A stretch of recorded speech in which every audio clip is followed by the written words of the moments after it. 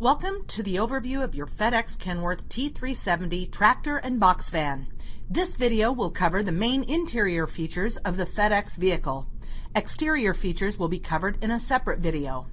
Please note that this video does not replace the operator's manual.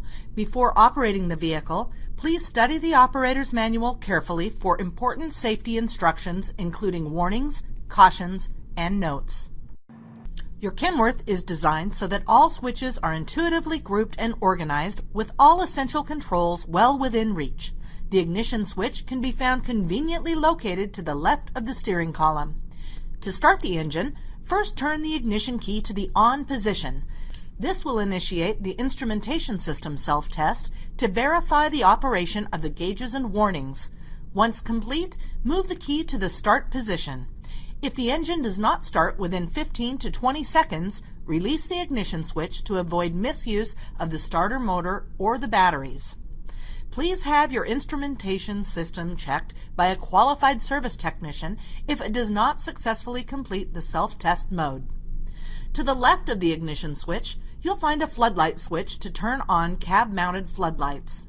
To the right of the ignition switch, you'll find the cab dimmer switch, which alters the brightness of the instrument panel lights. The next switch to the right is a diesel particulate filter regeneration switch, which can be used to manually control the diesel particulate filter regeneration process. Pressing the switch for approximately 4 to 8 seconds will initiate a parked regeneration. Parked regeneration requires that your vehicle is stopped with the transmission in neutral and the parking brake set. Please refer to the Engine After Treatment Control section in the operator's manual for additional information. To the right of the DPF regeneration switch is a horn switch. It switches between the city horn and the air horn, both of which are activated by pressing on the center of the steering wheel. With the switch in the up position, the steering wheel will activate the air horn. With it in the down position, the steering wheel will activate the city horn. Above the ignition switch, you will find a panel with 6 gauges. The first one in the top left corner is the voltmeter gauge. The voltmeter displays the battery voltage. Just below the voltmeter are 2 air pressure gauges.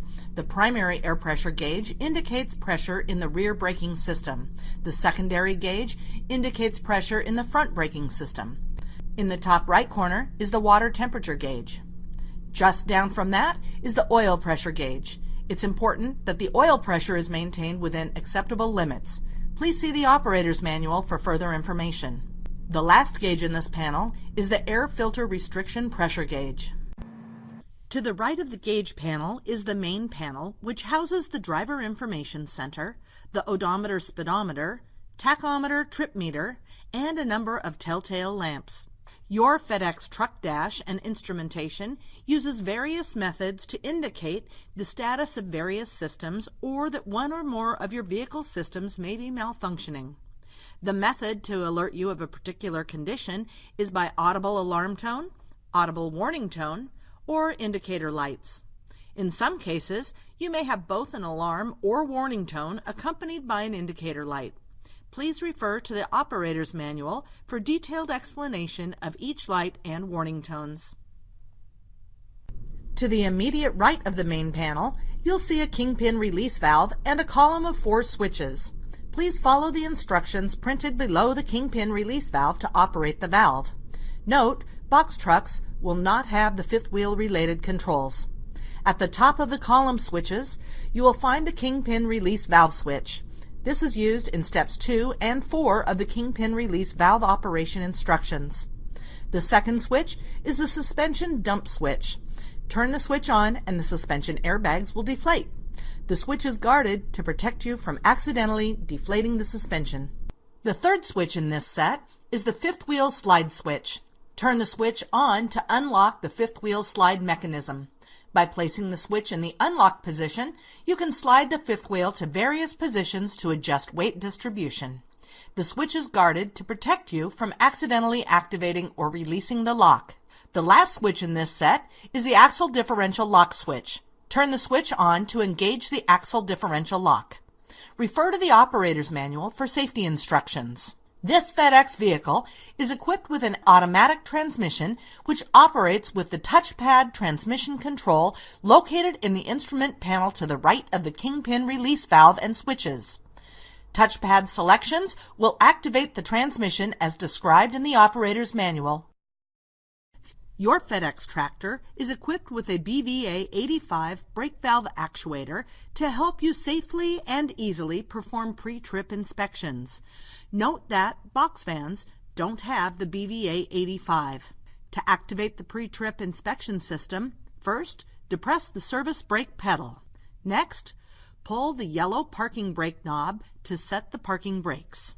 Then, push the red trailer supply knob to release the trailer park brakes. Fourth, depress the service brake pedal. Next, release the brake pedal. Then inspect the trailer brakes for proper stroke adjustment. When you're finished, push the yellow knob to deactivate the pre-trip inspection mode and release the parking brakes. Above the transmission control panel, you'll find 3 switches. The first switch is a headlight switch. All lights on the vehicle are controlled by this master switch. It's a 3-way position rocker type switch. The switch controls the following lights. The first position, all the way down, is the off position. The second position in the middle turns on the instrument panel lights, tail lights, marker lamps, and side lights. The third position, all the way up, turns on the headlights. The second switch is the cruise control on-off switch. Turn the switch on to activate the cruise control system. The third switch is the cruise control set resume switch. This switch allows you to set the desired speed or resume the desired speed after the cruise control function has been interrupted. To the right of the transmission control, you'll find another set of switches and 2 gauges above them. The first gauge is the fuel level gauge and the other is the DEF level gauge. The first switch below the gauges is the engine brake level switch. In the up position, there will be 100% engine retarding. In the middle position, there will be 60% engine retarding. In the down position, there will be 33% engine retarding. The second switch is the deep snow and mud switch. Momentarily push the switch in to engage deep snow and mud traction control. A deep snow and mud switch is included with automatic traction control. The deep snow and mud feature is helpful during acceleration. This function increases available traction on extra soft surfaces like snow, mud, or gravel by slightly increasing the permissible wheel spin. When this function is in use, the automatic traction control warning lamp blinks continuously. The third switch is the hill start assist switch. And the last switch is the cab marker light switch. At the top center of the dash, you'll find a CB radio mount. This option is only available on tractors. Your vehicle's fuse box is located behind the panel that houses the transmission control. The HVAC controls are conveniently located below the transmission controls. The rotary knobs from left to right include the fan speed, vent location, and temperature control. A separate button to operate the air conditioning is also located between the knobs. The parking trailer brake knobs are located to the right of the HVAC controls and above the cup holders. Note that box trucks will only have the parking brake. The FedEx vehicle is equipped with 3 12-volt power outlets. The first one is located above the cup holders, and the other 2 are located below the passenger seat, facing the driver's side. The fire extinguisher is conveniently located on the cab floor below the driver's seat on the left side. The emergency triangle box is located on the floor between the driver and passenger seats. Your FedEx vehicle is equipped with power mirrors. The directional controls and heat switch for both mirrors are located near the top of the driver's side door trim pad. The power door lock switches are located near the door lever on both the driver and passenger doors. The seat controls are located under the driver's seat on the left side. For instructions on how to operate the seats, please refer to the video at the URL below. The interior dome light can be found in the back of the cab on the ceiling. The tilt feature allows forward and rearward movement of the steering wheel. The telescoping feature allows you to move the steering wheel up and down. To activate these features, locate the tilt telescoping pedal at the base of the steering column. The hazard switch is located on the steering column behind the turn signal. Pull the red tab out to turn the hazard lights on. Push the tab in to turn the hazard lights off. This concludes the FedEx Interior Features Overview.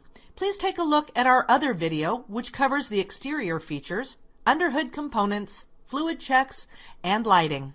Thank you. Please remember, this video does not replace the operator's manual. Before operating the vehicle, please study the operator's manual carefully for important safety instructions, including warnings, cautions, and notes.